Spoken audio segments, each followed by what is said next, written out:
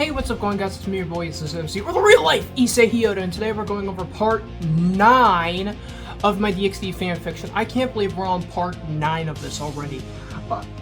I have tons of fun making these videos, so if you guys do enjoy this, could you please drop a like and subscribe anyways? Let's keep going. So basically, go watch the first 8 parts if you haven't already, and you won't understand this, so let's get started.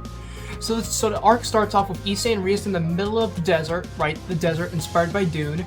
Then they get found by some villagers who take them to their village and give them some food, some clothes, and some water, you know, and give them information. And in this world, Chris-chan is a supreme dictator, and they need to stop Chris-chan. And Issei and the gang have been split up into 4 groups: Issei and Rias, Akano and Kiba, Asia, Irina, and Zenobia. And Irina is still blind because Chris-chan sprayed bear mace in her, and Gasper and KSI because Diodora was working with Chris-chan and they kidnapped Mr. Beast.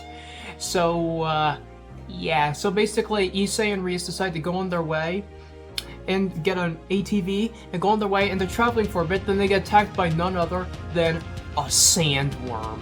The sandworm from Dune. And Issei's like, oh, Rias is like, hey Issei, have you ever seen that movie Dune? I was like, Issei's like, yeah, parts of it. And Rias is like, well, we're about to be eaten by one! Then suddenly Gasper and KSI take out the thing, and Rias is like, Gasper, you're safe. And I was like, what the hell is he doing here? Because KSI was working with Mr. Beast, and Mr. Beast did kidnap them, and he was also kind of a dick back at the Tournament of the Tubers.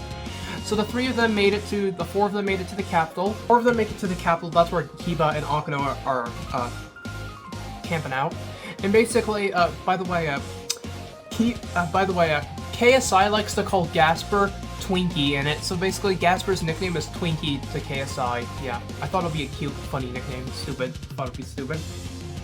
Then they meet up with Kiba and Akano, and they discuss the plan that there's a power crystal above the city that has a force field protecting the castle. So Gasper and KSI need to destroy that crystal.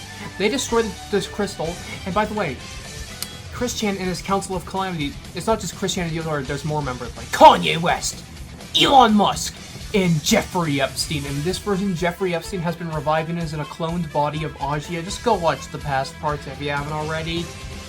Yeah, it's complicated. So then Gasper flies KSI all the way up to the power crystal, and they're about to fight, and they're about to have like destroy the crystal. And basically, then Epstein attacks them.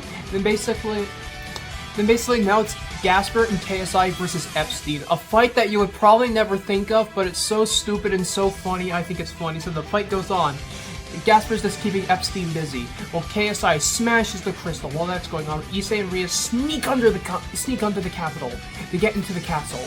And Konako is all chained up there, locked up, and they forced Konako to watch the Emoji Movie. The worst animated movie of all time. I thought since I did Megamind Rules and Velma as a torture device, I thought like Epstein's into torturing people with bad movies. Like he tortured Issei and Gasper with Megamind Rules and Velma. So I was like, why not do the Emoji Movie? So yeah, he, by the way, Diodora had kidnapped Konako and Rosweiss, and basically they go, and basically then suddenly the 2 of them make it to the capital, right? And Jimmy's also locked up. It's like, hey, can you idiots let me go? And they're like, fine, that's why we're here. We're here for you and Jimmy. So they release Jimmy. And he's like, oh boy, I'm out, I'm free. Then they go to the capital. Then they go to the throne room where they have to destroy the Sonichu Medallion. The Sonichu Medallion is the powerful artifact that is powering Chris-chan's empire. Then suddenly Konako gets ambushed by Kanye, and so Konako fights Kanye. Then they make it to the thing, and Issei's like, hand over the Sonichu Medallion, Chris-chan, and Chris-chan's like, well, I am not handing over my medallion. And Jimmy's like, hey, Chris-chan, sorry about the problems we had earlier. I'm actually interested in joining your elite Council of Calamity, and I would love to be a member of it. I had an old friend named Chris, but we had to get rid of them for obvious reasons, and Rias like, because she was DMing a minor. I was like, yeah, that. Then suddenly Chris-chan uses the power to blast Issei, Rias, Rosweiss, and Konako back to their world. And that's how part 5 ends. Part 9 ends. And that is part 9 of my DxD fanfiction. I know it's short, but whatever. I'm done.